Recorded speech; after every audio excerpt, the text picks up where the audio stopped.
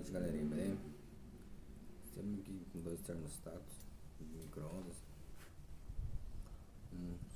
Estivemos mostrando como testá-los, beleza? Tem um aqui de 180 graus e outro de 150. Temos aqui também um diodo, mas hoje eu não vou mexer com o diodo, beleza?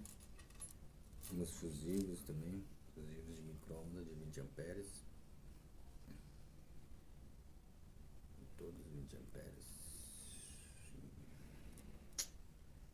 beleza? Também já vou estar aproveitando testar ele, beleza, galera? Temos aqui também umas chavinhas de